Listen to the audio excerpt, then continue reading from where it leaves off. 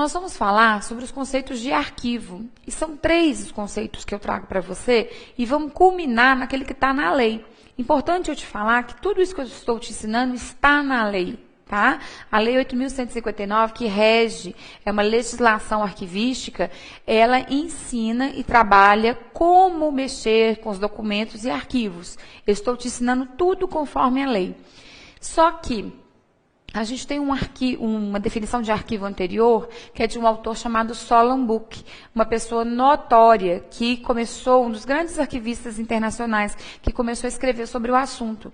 E ele diz que arquivo é o conjunto de documentos oficialmente produzidos e recebidos por um governo, organização ou firma, no decorrer de suas atividades, que são arquivados e conservados por si e seus sucessores.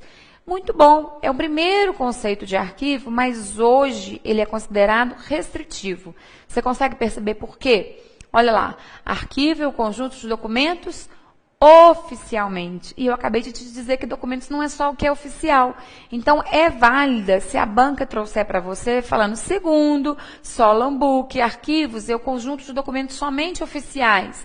Vai estar certo, porque é a definição dele, ok?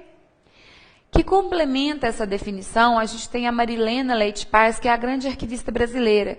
E ela, esses 3 pontinhos, ela está falando. Então, arquivo é o conjunto de documentos e ela complementa. Acumulação ordenada dos documentos, em sua maioria textuais, criados por uma instituição ou pessoa. A grande inserção do estudo da Marilena é dizer que toda acumulação ela é ordenada. A gente não acumula um monte de coisas fazendo uma bagunça. Se você achar que abre uma sala, joga documento, abre a sala, joga documento, você está arquivando, não está não.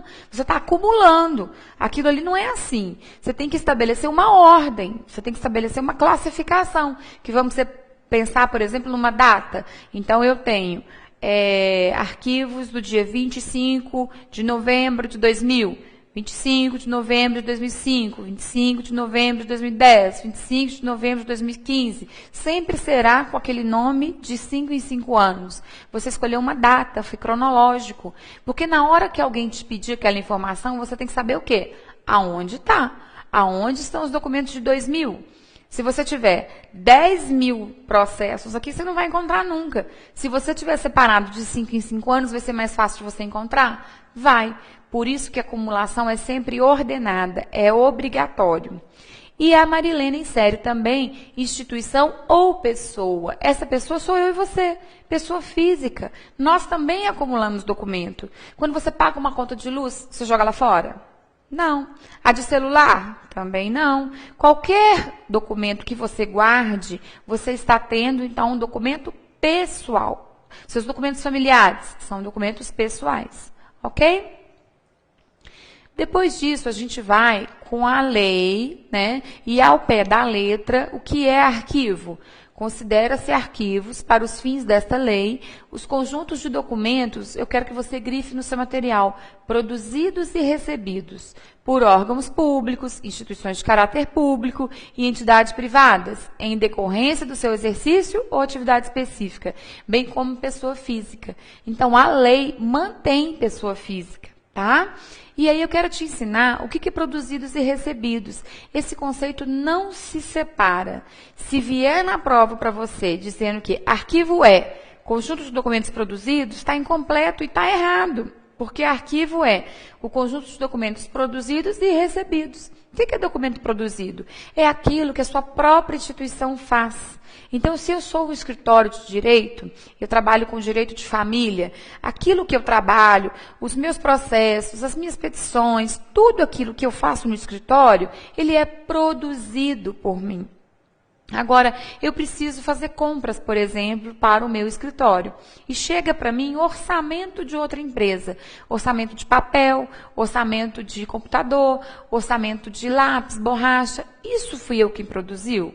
Não. Isso foi uma outra instituição que produziu e mandou para mim. Esses documentos são recebidos. Isso quer dizer documentos recebidos. Aquele que entra na instituição pela porta da rua. Entrou para mim, eu recebi e passou a ser da minha atividade.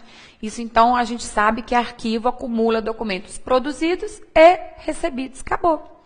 E a lei diz ainda, qualquer que seja o suporte da informação ou a natureza dos documentos. Isso quer dizer que suporte é um meio físico. E aí vem na prova falando que não podemos arquivar um determinado documento porque ele está no formato de CD. Verdadeiro ou falso? Vai estar falso, está errado. Porque a lei diz que qualquer suporte pode ser arquivado. Você pode, então, ter um arquivo de papel, um arquivo de microfilme, um arquivo de DVD. Não tem problema, tá? Isso não impede que aquele documento seja arquivado. As finalidades do arquivo, se a gente quiser fechar, né, resumidamente, o que vem aí, a grosso modo, nas provas, um arquivo guarda, ele faz a guarda dos documentos que circulam na instituição. Ele tem que garantir a preservação dos documentos utilizando formas adequadas de acondicionamento. Preservar, simplesmente guardar, não dá. Porque você fala assim, então tá, então eu vou guardar. Você pega 3.000 documentos e põe lá no subsolo e joga lá. E deixa lá no meio do úmido, deixa no meio de barata, de rato, de roedor, de fungo. Se você está fazendo a finalidade de arquivo, não. Porque você tem que guardar e tem que preservar. E preservar pode ser conservar, certo? Nós entendemos como a terceira finalidade e a principal finalidade do arquivo é o atendimento aos pedidos de consulta e desarquivamento do documento. Então, lembra que eu iniciei falando que a gente arquiva para desarquivar? Qual é o objetivo de guardar e de preservar? É para quando você precisar, quando o seu chefe te pedir, quando um outro órgão te requisitar, você possa permitir o acesso. E esse permitir o acesso é uma modalidade de empréstimo, tá? Nós temos que ver bem esse vocabulário. Usar, quando eu te falo assim, eu sou o RH e eu tenho a pasta de todos os professores do curso. O diretor acadêmico pede para mim, Juliana, me empresta a pasta do professor José Raimundo. Eu pego essa pasta e desloco para ele. Há uma modalidade de empréstimo, mas a gente pode dizer literalmente que isso quer dizer permitir o acesso.